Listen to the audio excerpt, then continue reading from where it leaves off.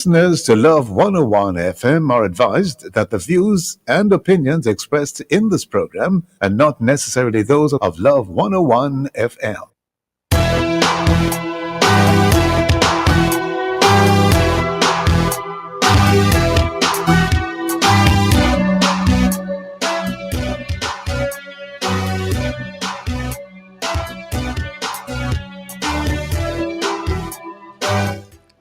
Hello and welcome to the award-winning The Morning Watch on Love 101 FM. I'm your host, Stokeley Marshall. A special welcome to our listeners on love101.org. And if you are overseas and on the move, US listeners can access us at 712-832-8001. And if you are in the UK, 0330-332-6541, or join us via the Love 101 FM app that can be downloaded from the Google Play Store or the Apple Store. You can also join us on Love 101 FM Facebook and YouTube Live in the first watch today. Another school year, same problems. And in second watch, lessons learned from the assassination of Charlie Kirk. For our social media question, we ask, why does every school year start with the same problems? Share your responses on our Love 1 FM Facebook page and YouTube channel, and also on WhatsApp 876-9973-125 using the hashtag The Morning Watch. We'll share your responses later on the program, but first, as I quote. All right, today's I quote says, "You can't make people agree with you by killing them." This one is from the Duke, Miss Scarlett and the Duke. Well, I don't know if this I quote was chosen because of what we're doing in the second watch. I mean, it looks like it. Good morning, Mr. Jacaldial. Good morning. I hope you're well. Excellent. And the first watch. We'll be back after this break.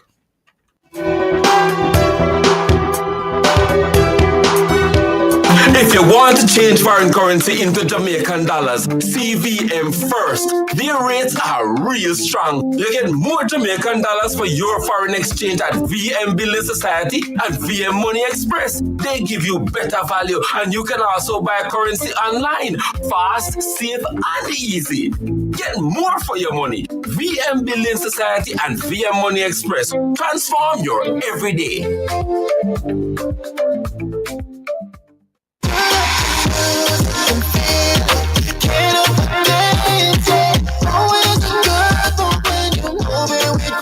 We've seen a lot of our customers make some good moves over the years. Whether it's sharing a hug with a friend you haven't seen in a long time or sharing a meal, Grace has been there. So let's keep making these moments together, because rest assured, every time you choose Grace, you know you're making a good move. Always a good move when you're moving with Grace.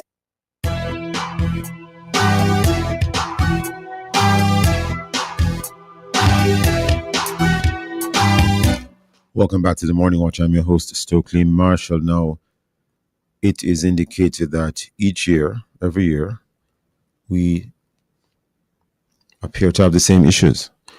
Maybe different students, different schools, different parents, different administrators, but the issues remain the same. Well, the issues do make the news, but what about any resolutions? Do those resolutions make the news? Where there are resolutions? Well, it appears as if some of the issues come back up every year, and there are a lot of maybes and a lot of never agains, and notwithstanding, we are seeming to have some of the same discussions year after year after year when the school starts. We have as our guests today, Michael Diamond, President, Consumers Intervention Jamaica, attorney at law, and my humble apologies, Aniona Jones, Principal, Haile Selassie High. Aniona Jones and Michael Diamond, good morning. Good morning. Thanks so much for inviting me to speak with you and your audience. Did I do justice to the pronunciation of your Christian? Thank you, Mr. Diamond. Mr. Jones, did I do justice to the pronunciation of your Christian name? Aniona. Aniona. Okay. Yes. Excellent. Well, let's start with you, Aniona Jones. Why does it appear as if each and every year we are appearing to have some of the same problems with the resumption of schools. And by the way, would you care to share what some of these issues are for your school? I am presently principal of the Haile Selassie High School located in Payne Avenue, Kingston. I was very pleased this year that we started with far fewer infractions to our grooming policy, far fewer infractions to our attendance and punctuality policy. And I would like to point out that as this debate continues in the public space, I am now having more infractions now than when I started September 1 and the week of September 1. You're having When more we infractions now, meaning today, the 17th of students have September? cut the skirts now. Students have taken in the pants to the point at which they are much tighter now. We have girls who came with their hairstyles appropriate for school in accordance with our grooming policy. And now I am coming back to having to speak with girls about the products that they use in their hair, putting in extensions in their hair. I'm now having students feeling emboldened by the debate. So we started off with a measure of compliance, and as we have the conversations in the public realm, remember these are teenagers. Many of them have underdeveloped frontal lobes. They're not really thinking about the long term. They don't have much life experience under their belt to be able to see the full gamut of consequences of the behaviors and the habits that they're cultivating now in their teenage years and how it will reduce their flexibility in the future. And that's something that I want persons to understand. For us here at Haile Selassie, it's not just about the length of the skirt or the tightness of the pants. And we pay as keen attention to whether or not you have exercise books and a dictionary and a geometry set. What we want persons to understand is we have to help young people to figure out, why do I not feel comfortable in my clothes unless it is short and tight? Why do I not feel that I am appropriate, attractive, worthwhile, worthy, unless I am a carbon copy of this particular kind of image? That's the bigger issue that we are battling with, because oftentimes people underestimate how much courage it takes for a teenager to stand out. They more than likely want to fit in and fit into a mold that sometimes they don't even understand. They can't articulate the why behind the behavior. They just want to fit in, and we need to help persons to understand it's okay to be different and to derive your own standards and to understand why you're doing some things. And that is the conversation that we're choosing now to have with our children. But it's unfortunate that the adults are promulgating this kind of behavior when they themselves have to conform in their places of work. And in their own businesses, their employees can't do whatever they feel like because they're grown-ups. Do you have teachers who attire themselves in a way which might be a signal to some of the students that it's okay for them to attire themselves in the way that they are trying to do, some of them, when they are breaking the rules? Excellent question. No, I don't. I don't have teachers who can't walk into any business place anywhere and be mistaken for staff at the Prime Minister's office, Bank of Jamaica, Sagicor. My teachers dress in a corporate manner.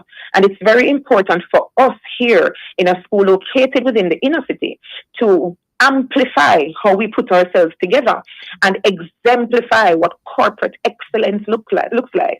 Because we might be a school located in the inner city, but we don't have an inner city mindset in the stereotypical form. So our teachers wear a lot of suits, very tailored pants. They wear their stiletto heels. They wear their loafers. They're in their stockings. They have groomed themselves, pulled their hair back. We don't have the waist length braids. Even teachers who have locks that are extensively long, because that's grown over time, pull it back from their faces and groom it in a manner to show the students that you can still be quite appropriate, quite attractive, but fit within the confines of a particular dress code. And we're very serious about that. You have any teachers with hair extensions? We do have teachers with hair extensions. And we do have teachers who wear braids. But those are adults, not children. And they can't have loud colors in our institution because that's what we have agreed to here. However, we do have teachers who have the adult grooming policy. And that's something that we debate. We check it every year, and we agree every year that we're still holding on to that. Is it that the students are not allowed to have hair extensions? No, they're not. Hair extensions are not permitted in school. And a lot of these girls resort to hair extensions because of very poor hair care, from not washing their hair with the right products or often enough. The active ingredients of many of the products that they use in their hair is substandard and does not fit black hair. Many of these girls have had their hair chemically straightened, relaxed from they were children, with no instruction at all as to how to care for their hair. So here at Haile Selassie, we take it beyond that don't. So hair is how you get your hair healthy. Here is how you maintain skin health and scalp health. And we're very blessed to have a cosmetology department, a health and family life guidance program that's very robust in tackling that, but it is quite tedious. So have you been challenged by any students who say, if the teachers can have hair extensions, why can't the students have hair extensions? I have not within my tenure. Okay. Because we've let them know we're adults and you're children. Do you have any teachers who have colored their hair in a particular way and the students would like to emulate that? Of course the students would like to emulate our teachers. Our teachers are fabulous. But they also know you're not at the age or stage. Do you have teachers who have... form students get some leverages that other children don't because they are now at sixth form and you are not. So do you have some teachers who have colored their hair? Of course we do. Do we have green and blue and purple? No, we don't. Okay. And what is some of the leeway that you give to the sixth form students in terms of grooming? So our sixth form boys can wear their hair a little bit higher. Our girls, for example, we don't have, as a matter of fact, it's ironic, we only have one girl at our institution in sixth form. And based on her religious view, she's very conservative. But I know that in other institutions, such as Marcus Garvey Technical High, where I am coming from, our sixth form girls could wear braids to shoulder length. And we agreed on 1B, which is a darker brown and black. They could braid their hair to that length, and they settled on certain styles that were permissible. They could wear stockings. They could wear pants or skirts as well. And our boys, we looked at the hairstyles and we agreed we did not want any patterns carved into or shaved into the head. And we worked out some styles that we felt were professional enough and still appropriate for school, but now they are in post-secondary. So we straddled that high school, college grooming policy. And what we did was took 3 grooming policies from the local community colleges, big up to Brownstown Community College and Monique, who sat with our students, and we had those frank conversations with students about where the standards are, why certain things were being put in place, what we wanted them to understand. And we agreed on those, and those were the rules within the cycle, a 3-year cycle, with the promise to revisit said rules every 3 years, because we are raising young adults. Can you hold that thought for a second before we head to the break? Michael Diamond, how is all of this striking you, sir? Good morning again. And it's interesting enough, Stokeley. I am definitely intrigued by the interrogation that you're doing. Interestingly enough, we should not be facing this every school year, and there has to be a deeper conversation regarding the benefits of it so far. How do we measure the benefits of maintaining and policing these particular rules across, institutions? Because the focus ought to be on the results as far as like how do children fare after graduating from school. Did the disciplinary aspect of grooming really affected the outcome? And this is something that we really need to take a good look at, because in other jurisdictions, this is not the issue. Mr. Diamond, just put a pause on what you just said. In terms of other jurisdictions, this is not an issue. We are now upon a break. Listeners, please stay with us. We'll be right back on the Morning Watch.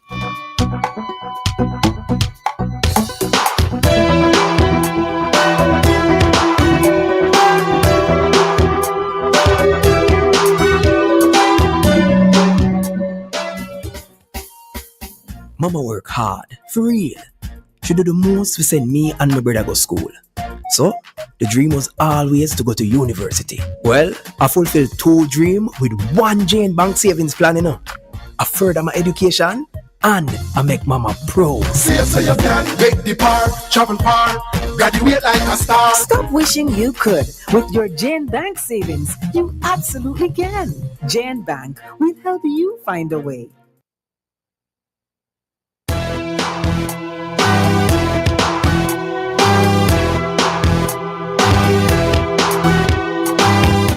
Welcome back to the Morning Watch. I'm your host, Stokeley Marshall. We are in the first watch. The topic is another school year, same problems. Our guests, Michael Diamond and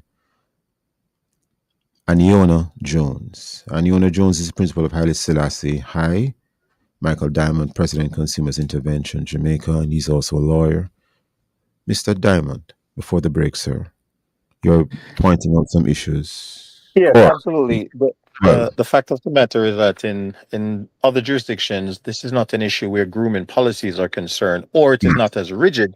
The idea is that we do know there's a benefit in instilling a level of discipline and order in our children, because we don't want a society that is chaotic or anarchy. Yet at the same time, we have to really use common sense in our approaches, because we can't be locking children out of school simply because of rules that do not affect their output when they come to taking exams. You see, a part of the challenge that we have, is that there's a lot of colloquial systems still in play. Even though we may have changed the label of it, we're still having that type of institution when in fact we do not always conform in that way. So we have to look at what is more productive as far as their output, rather than simply being more focused on what is on the outside. Because has it worked? We move from a state of corporal punishment to the point now that what is discipline like in schools? What are the children's behavior outside of schools? And have we measured that to see how best, we have treated with that situation to see what the outcomes are? Because here it is again, another school year, we're still having similar situations. The question is going to be asked, what are the consequences for schools and individuals and principals that violate the instructions or standards or guidance being given or issued by the Ministry of Education? There is no punishment available for such individuals, hence it's going to continue. interesting that you said that, Mr. Diamond. I am not sure if, well, it depends on what you mean by anarchy. I think there's a reason why the schools want to have certain rules in place. I am not certain if if a lot of the school administrators will agree that relaxing rules is necessarily beneficial. And I suppose a lot of things also have a cultural context. But let's raise this with Aniona Jones. Aniona Jones, as in your capacity as a principal of a high school, and of course you were elsewhere at another school before, if you are asked about these rules and whether or not they're outdated and irrelevant, how do you respond? And would you like to indicate whether at your school or any school you've been at, students have been locked out of the schools for not dressing in accordance with the rules and not complying with the rules?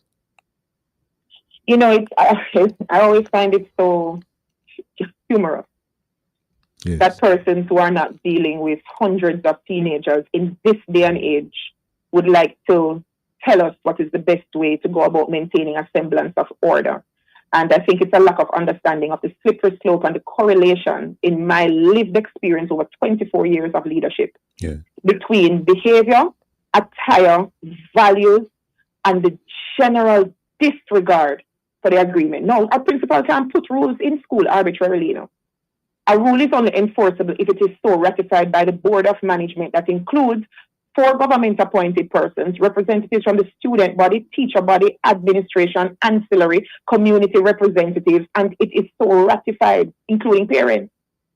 Okay. I hear the debate all the time. For the most part, my parents are not in agreement with the very tight pants and the yellow hair, green hair, blue hair, and boys coming with sponge in the hair. I'm not even talking about sponging. I'm talking about lint, hair not combed, face not washed. I'm talking about shoelaces not tied. I'm talking about the general disregard for just good grooming, yes, it is creating a problem within our schools. When we have to be policing the corridors to get the children in schools, when we have to be placing ancillary staff to watch the bathrooms, when I have tire dust, When you they say burn when the you say when you tires and they say put the black tire dust on the shoes, and I'm now having to paint almost every year when the average rotation is 8 to 10 years because the tire dust is all over the classrooms and the furniture. These are real health issues and other issues that we're talking about. yes, When understood. you talk about the gangster behavior, now remember, the mindset of average 13, 14, 15, 16, 17-year-olds that would wear their pants 6 inches below their bottom, that would tighten the bottom of the pants to the point at which they have to lotion, put their feet in plastic bags and slide it into the car key, with the top of the shoes being one size too small. When I go into my classrooms, at least a half of the children have their shoes off because they've bought the shoes a size or two too small, so them foot can look little bit in other shoes. That's the kind of mindset that we're talking about. We're debating the symptom, but the mindset is what we're trying to get rid of. And in a communal environment, our behavior will have to conform while we work on the values. That is the true chaos. Do I believe that You're children should be arbitrarily denied education? No. Do I want them in school? Yes. But do I want you in school with a particular kind of behavior, with your pants sagging and your shirt out, and you take off the shirt and you tie the tie around your head, and you're walking through with your shoes in your hand, and your skirt, when you bend to pick up something, is flashing up? When you walk up the corridors, I can see under your skirt? Because these are very real issues that we're trying to address. Can we come together within the school environment and tackle some of the why the children feel that this is appropriate for this learning space? And I'm going to share a story with you briefly. yes. A 14-year-old child came into my office. She was in trouble all the time about not doing homework and school and attendance and all of these things.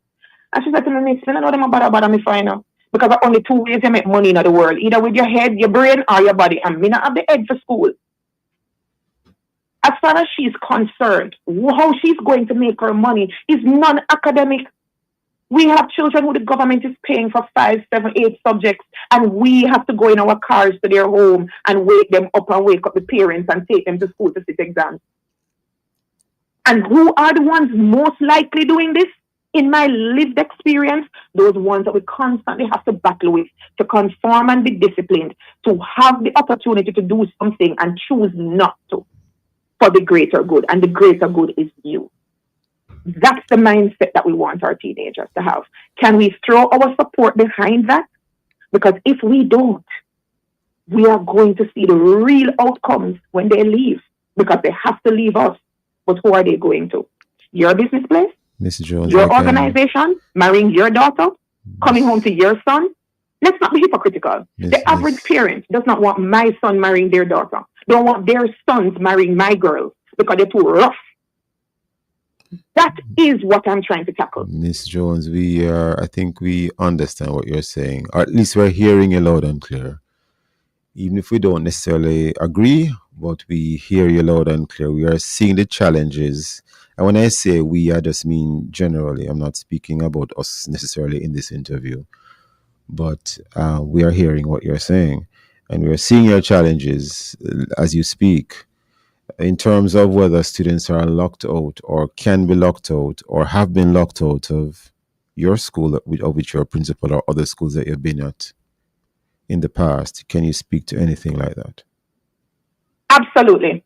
If a child comes to my gate and you've adjusted your uniform to 4 inches above your knee, you're taken in the top to the point at which your buttons are popping at the bust line, your edges and the gel look as though snow fall in your head, and it is now caked to your forehead, and you have 4 inches of colored extensions at the gate. I am going to stop you. We are going to log you in our non-compliance book, and I'm going to call your parents. I'm going to jump in my car, and I'm going to carry you back to them. Okay, so essentially... Do I have them locked outside of the gate? Yeah. No, because I have to make sure they're safe, they're minors. But am I going to make you mix with the general population for that kind of blatant disregard and disrespect of the rules? Oh, no, you're not. So they're essentially allowed onto the compound, but not into class. And they are isolated. But not into class. You're going to have to find a way to do the work as well, because I'm not playing with you or your parents. Because you made a choice to not conform and be with the general population. That does not absolve you of the responsibility for the work to be done. Ms. Jones, we are hearing you very clearly, and we hear the passion. We can see that you have a genuine interest in ensuring the welfare of the students under your care. Michael Diamond, I don't know if you have any Interestingly reaction enough, it to is Ms. no, Jones' definitely. comments. Definitely. I definitely can also hear the passion from Miss Jones. The challenge is ultimately in finding that balance. The balance is very important because one of the things we do not want pushback because a child doesn't see the benefit or the value in adhering to the rules that the schools have implemented. The fact of the matter is there are some incidents that are receiving an extreme reaction from the administration. And that is what parents and the community often speak about. The idea that individuals were collective in formulating these rules, that's also a challenge. We do not know whether or not those individuals were psychologically mature enough to put rules in place that can actually benefit the children rather than simply just going by what they feel is good. Because oftentimes that's the problem. We're worrying about what is feel good or what is unsightly, but what is unsightly to us is actually the creative expression of a child. So we have to be very careful in what it is we are attempting to tame. There are behaviors that are outrightly should be, you know, should be held in check.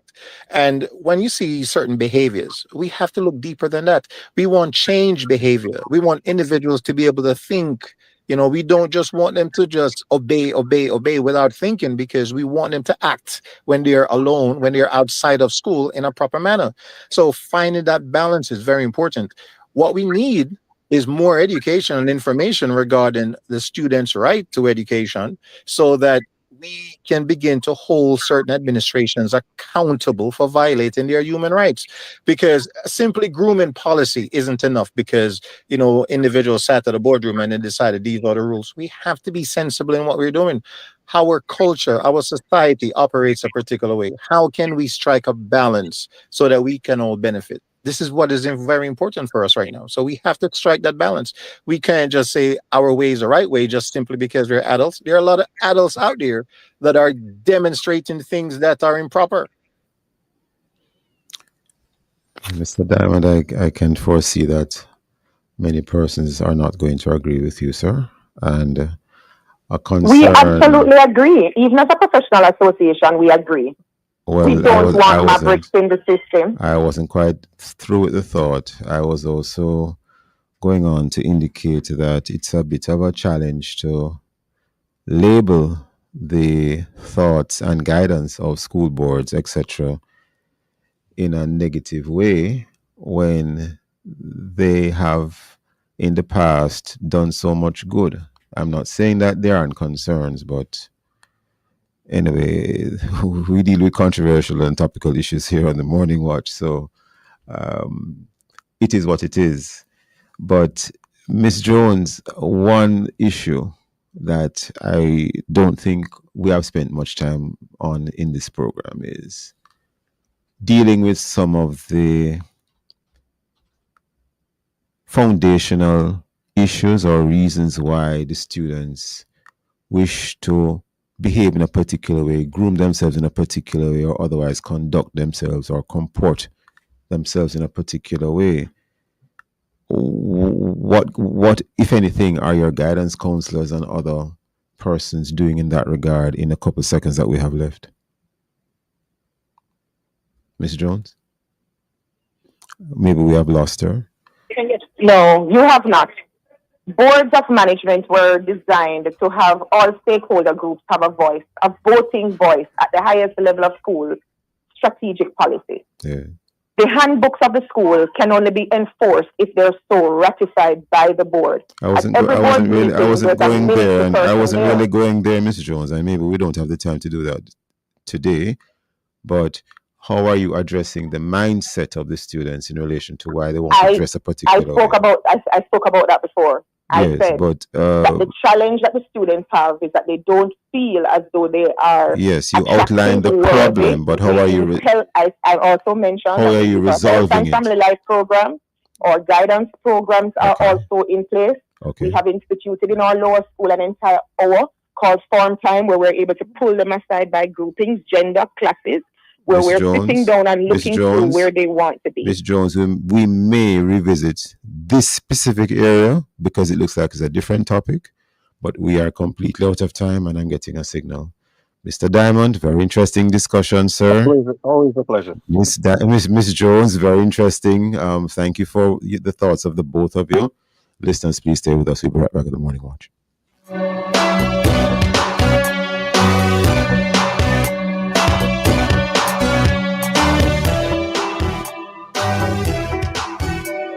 Start your journey with a JN Small Business Loan with small business loans as little as $10,000 and up to $4 million. The time by JN Small Business Loan is 7:31. We're in the hurricane season and the hottest time of the year. But no worries, Lanco has you covered. By the way, you're covered with Lanco Cool Guard or Urethanizer roof coating yet? Use Lanco roof coatings to waterproof your roof and also benefit from a cooler home with our advanced Thermoflex technology. Get 10 to 20% discount on Lanco Urethanizer and Cool Guard roof coating island-wide this hurricane season. Lanco, your waterproofing expert. Are you ready for something mega? Spend $6,500 or more before GCT. Drop your entry in the box and you can win a 2025 Hyundai Tucson. It's the Mega Wheels Tour promotion, April 5th to September 28th. Second prize, a $50,000 shopping spree every month for a year. Third prize, a $30,000 shopping spree every month for a year. Brought to you by Hyundai, Webster, Heineken, True Mill, Rex, Walker's Wood, Downing, CBJ Daiquiri, and Carryburst Juice Concentrate. Only at Megamart. Locations island-wide. Megamart, best value by far. Authorized under Section 58.3 of the Rating Gaming and Lotteries Act. It hurts if you don't check birds. We be excellent customer service. Our staff is knowledgeable and trustworthy. And we have a wide variety to supply society. And the price is right, yes, it's worth it. The solution to your auto parts things to one-stop shop. And we deliver to, so if you can't come in, just link with my WhatsApp. Or call and make your order. And remember, there's no other. So it hurts if you don't check birds. So there's no need to search. It hurts if you don't check birds. You know what happens when you mix one packet of Tang? Flavor, freshness, and good vibes fill the whole big jug. It keeps giving more and more, enough to share with family and friends. Now with vitamin C, D, zinc, and fewer calories, so everyone feels great. Make Tang and turn any moment into something delicious. Tang, the flavor that keeps giving and refreshing. This Thursday, September 18, on the Truly Marvelous program To Have and to Hold with Dr. Colleen Beckles and the co-host Andre Allen Casey, we're tackling a powerful and sensitive topic, restoring trust in marriage. What can the victim do? Trust is the foundation of every strong relationship, but when it's broken, the pain runs deep. How can the one who has been hurt find healing? What steps can they take to rebuild hope, confidence, and peace in the marriage? Join us as we discuss strategies to move from brokenness to restoration and learn how trust can truly be rebuilt. Don't miss it this Thursday, September 18 at 5:30 p.m. on the Truly Marvelous program To Have and to Hold, only on the family station, Love 101.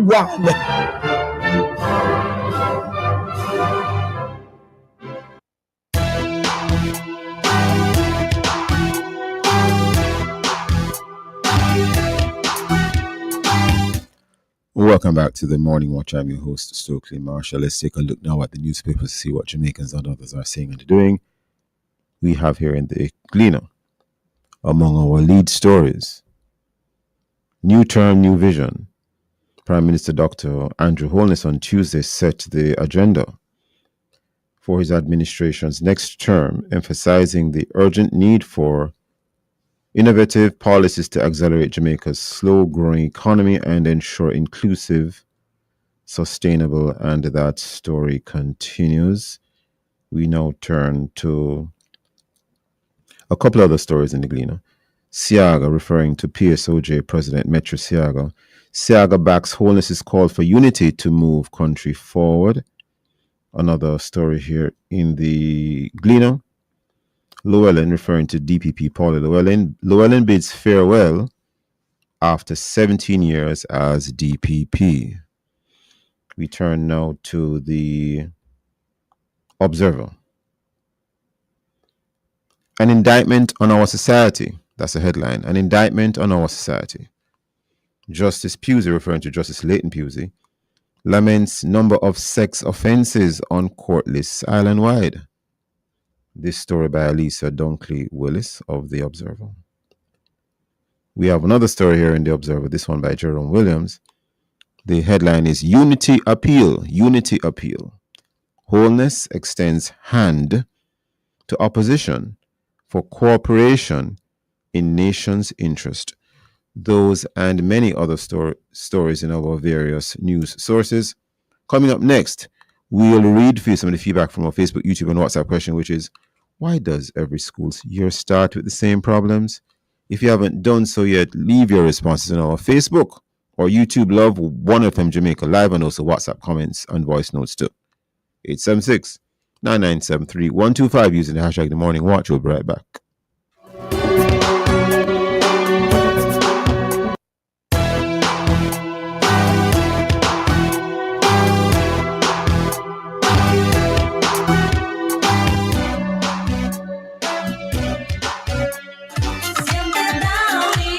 Don't let freshness ditch you when you need it the most. Wash your clothes with Downy Softener to keep dazzling everyone around you from day to night. Try Downy Softener now. Downy.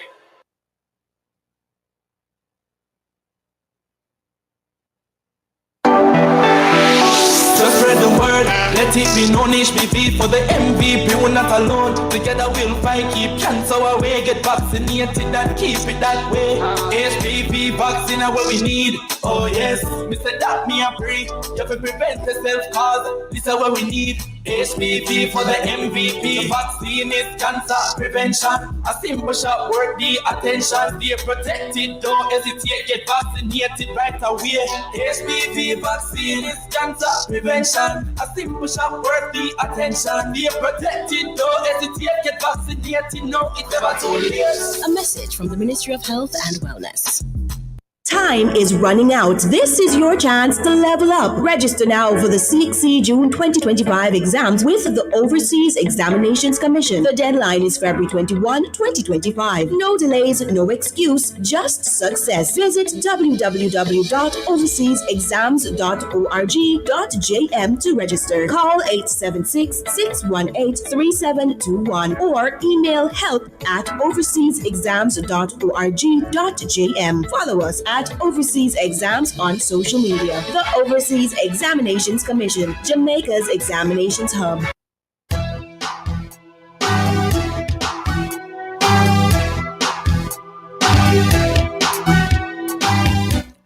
Welcome back to the Morning Watch. I'm your host, Stokeley Marshall. Now for your response to our social media question. Why does every school year start with the same problems, Trickle?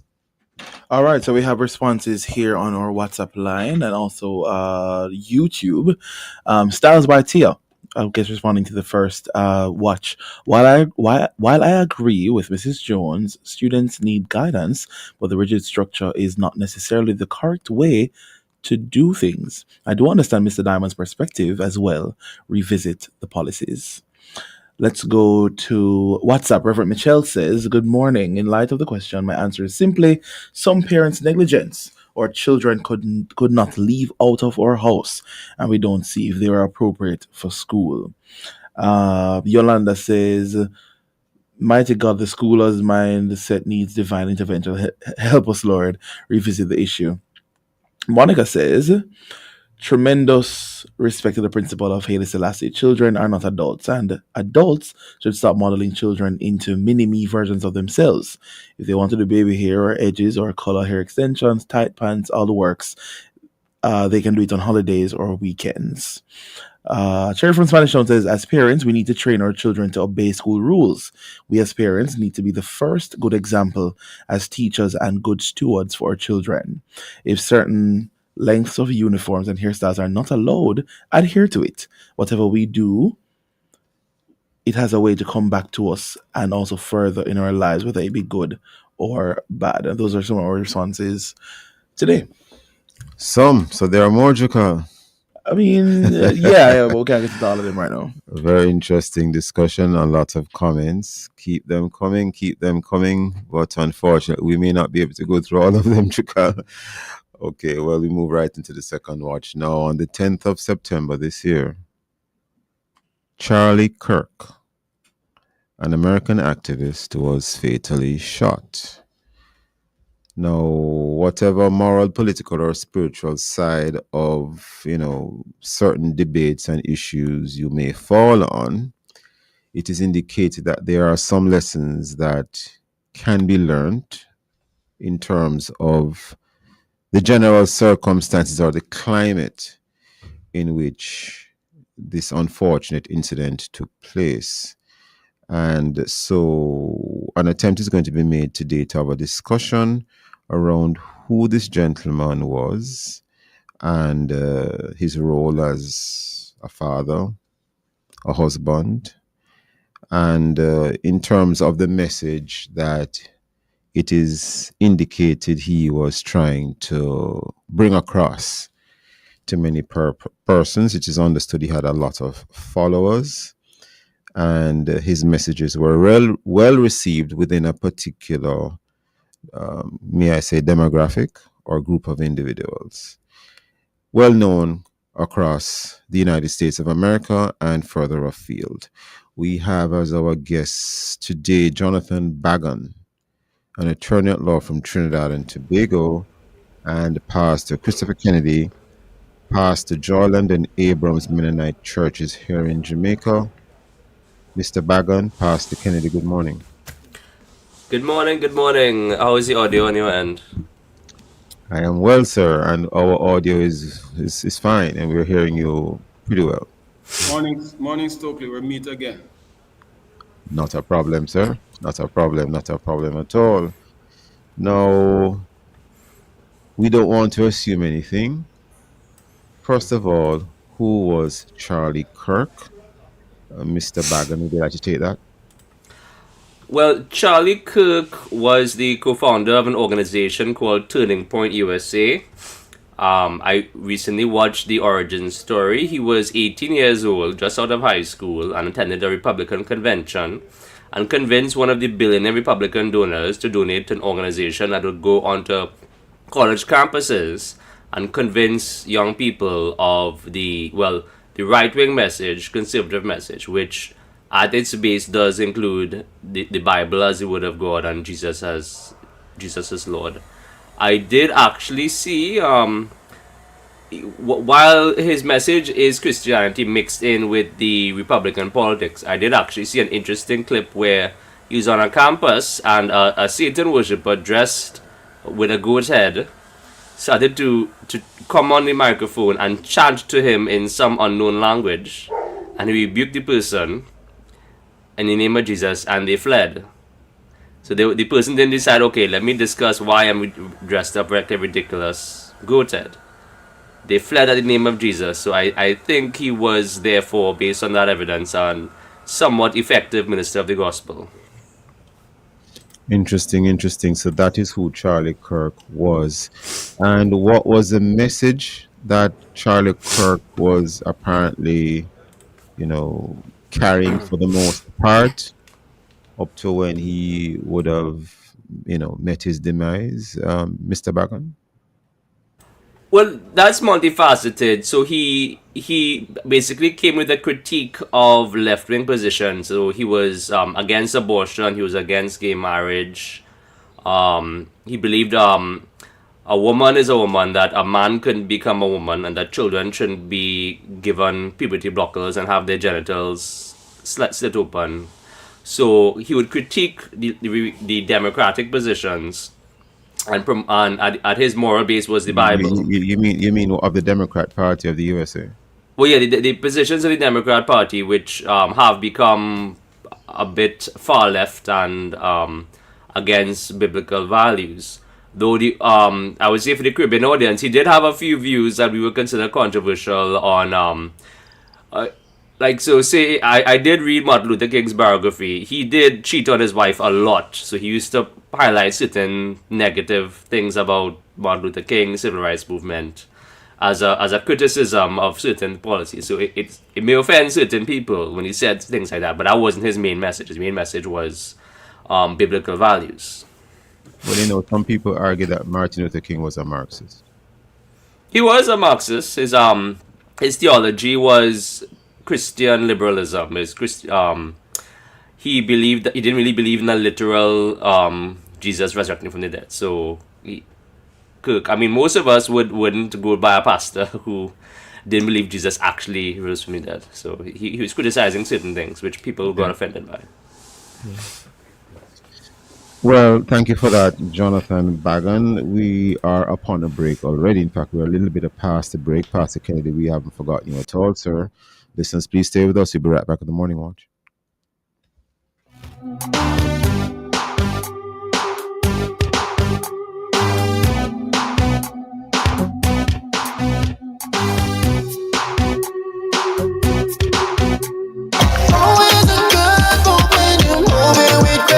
The time that Grace could move is 7:47.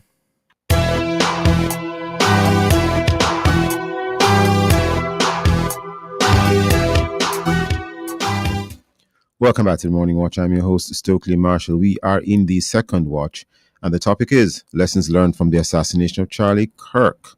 Our guests are an attorney at law from out of Trinidad and Tobago, Jonathan Bagan, and pastor of Jawland and Abrams Mennonite Churches here in Jamaica, Pastor Christopher Kennedy. Pastor Christopher Kennedy, do you have any thoughts in terms of what happened to Charlie Kirk, and do you have any comments? Do you have any comments on the message that he was sharing, and many persons, having heard Charlie Kirk, listen to him, they might level the accusation at him and even his memory as someone who did not necessarily view race in a particular way that most of us in the Caribbean would likely hold.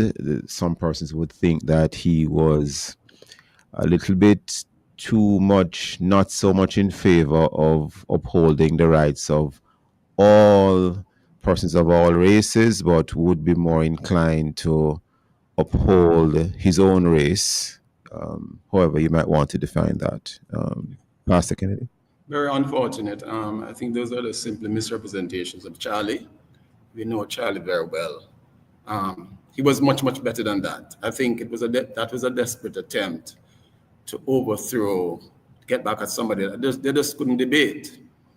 He would just mop the floor with them and their arguments, the leftist arguments. And because of that, they tried to kill him. So many people of the left cannot listen to an alternate viewpoint. To say that Charlie Kirk was racist is just, I think, lack of integrity, unfair, and something that maybe TikTok videos are very good at depicting, where people can just take out a slit of what you say and misrepresent it. It was far more difficult to refute than that. I love this emphasis on marriage. He came out against things that were controversial. He said, I'll ban all of the websites that promote pornography and that kind of thing. And he advocated for sexual purity.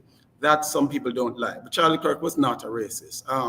And that is why when you go around doing these things, that's what the left does. When you go around doing those things, some whacker is going to assassinate you. And we saw 2 attempts on the life of Donald Trump because you're calling him a fascist, you're calling him a pedophile, you're calling him a racist, you're calling him Hitler. Some whacker is going to kill you if you keep doing that. And I think, unfortunately, because the left cannot listen to an alternate viewpoint, they call people all kind of names, racist.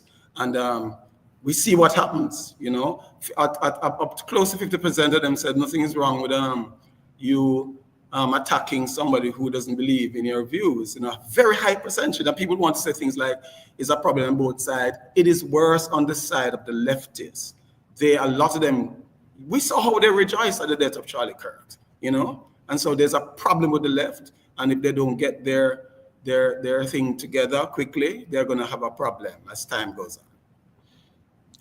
Jonathan Bagan, what were your reactions to how some persons appeared to be rejoicing at the death of Charlie Kirk?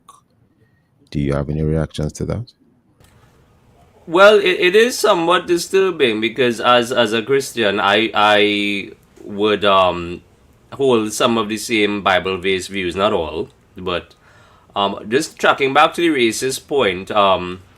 Again, it's something I've experienced as a Christian where if I ever got in a confrontation with somebody of the left, the amount of slander and lies that they used to assassinate the character, but he would have said things that, again, like Pastor Kennedy would have stated, if you took it out of context in a clip, he said things like he was against the diversity, equity, and inclusion program where they would have a quota of 10 blacks, 10 Hispanics, 10 Asians into a job position. But as Caribbean people, they don't actually tell you that how those things work on the left is that a trans person, a trans black disabled person will be scoring higher on diversity, equity, inclusion than a regular black person or an Asian or whatever. So the trans will always be on top just because they have been, and I do acknowledge that trans people do suffer all sorts of problems, but we should be hiring based on merit, else the society falls apart. So that was his view was then used to say he's a racist. So I would say that we do rejoicing is disturbing. It means that if I got shot, they would also rejoice. Or if Pastor, God forbid, something happened to Pastor, someone in the left would rejoice. So it is disturbing, and it shows that there's a lack of empathy on the left. In terms of the person who has been, I gather there's someone who is now charged for the murder. Mr. Bagan, is it a gentleman named Tyler Robinson? Yes, he was apparently charged, I think, today for the murder, and Tyler Robinson lives with his trans partner, which I believe him being a member of the LGBT community and him being a member of some very far left groups would have radicalized him. He apparently used his grandfather's sniper rifle to kill Charlie Kirk, and there were messages that they found that he was upset that he had to throw away his grandfather's rifle, but it did its job. It was an interesting case where he was raised in a Mormon household. Those of us who believe, in the Bible would say, they're not really Christians, but they have some Christian values. But he was raised there, and then he went to the far left, I guess, because he decided that he was attracted to LGBT persons, and he decided to kill Charlie Kirk he actually said this hatred cannot be negotiated. Interesting. Charlie Kirk's wife, Erica Kirk, and at the homegoing service for Mr. Kirk, Thanksgiving service, funeral service, his wife was quite emotional, as we can understand. Any reactions to that, Pastor Kennedy? Well, yes, quite emotional, but I think very strong. And I think her resolve that his message will not be assassinated was interesting. And it's amazing that Turning Point had about 1,500 chapters, 900 in colleges, and I think 600 in high schools. And as the days went by, we heard that 24,000 chapters were being requested. Then we heard 30,000. I think CNN said 40,000 new requests for new chapters. So what they have done is really bad, I think, in terms of the left, because what you have done now, you have martyred, you cause him to become a martyr, and his message is going to be far more sent out into the world than before. So it's like Samson, he was going to kill more in his death than his life. Pastor Kennedy, some persons are making the case that finally white people in America have their own version of a Martin Luther King. How does that strike you? It might turn out that way based on the stats I just said to you. You know, this thing is going to really balloon and become big. And as a matter of fact, what I was talking about to you about was just America. We're understanding that all over the world. When Charlie died, the amount of people that were chanting Charlie all over Europe, places that you don't expect openness to the right-wing views, and people are chanting Charlie all over the world, you know. So I think the left really have martyred him, and I want to say that Charlie predominantly is a Christian, even above his activism, and that's how I'll always remember him. I admire him for his Christian values, and I can understand that everybody makes mistakes. We can find mistake with anybody if we search their videos and check online for mistakes. But a truly man of God, true man of God. Jonathan Bagan, there have been certain, well, in terms of how the death of Charlie Kirk might have an impact outside of the USA, do you agree with Pastor Kennedy? And do you have any thoughts on his replacement in terms of Turning Point USA? The institution that you indicated, well, it's well known that this is the institution that Mr. Kirk was the head of. I think his name is Mr. Ben Shapiro. Am I correct? Any thoughts on those two things, Mr. Bagan? Is it confirmed Ben Shapiro replaced him? Because I think his wife replaced him. His wife? Okay. I would say there's an old prophecy by Kim Clement. He was the same gentleman who prophesied Trump's presidency. Yeah. That a sort of Esther would arise out of a tragedy that would pour healing on the United States, and he describes this woman's pretty eyes specifically out of the prophecy, and Erica Kirk does have fairly nice eyes, so, and she seems to be taking over the organization, and the organization has grown rapidly in the last few days. And I think while it's a tragedy, God is using this to start a revival in the States, because every church I've heard of, like if you go on Twitter right now, there's like 100,000 people saying, I'm going to church for the first time in 15 years, or for the first time ever, or I'm a Jew and I'm considering Christ because of what Charlie said. So, and some churches are reporting 500 baptisms in a day, which is like they would wait years for 500 baptisms. Some churches have no standing room. So we are looking at a second great revival, which is probably why God allowed it to happen. And outside of the USA, I do think we have to remember that conservative views, if you just were to entertain the idea that the Islamic world has some conservative views, and even the India and parts of Asia would agree that a woman is a woman and a man is a man. The majority of the world has conservative views. So, the idea that the left is somehow a majority view only operates in parts of the West on university campuses. So, the future of the world will be, especially as Islam grows, the future of the world is going to be conservative regardless.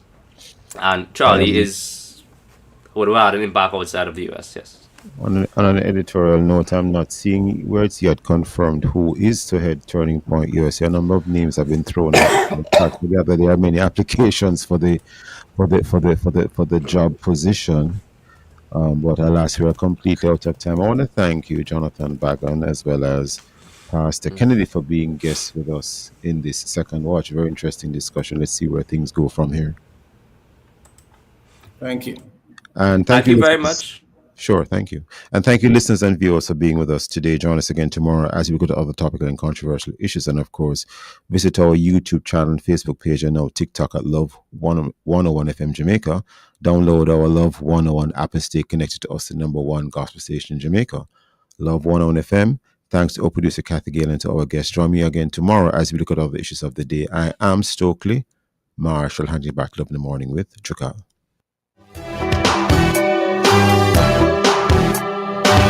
Thank you for listening to The Morning Watch. The time is now 8 a.m. and you are now invited to listen to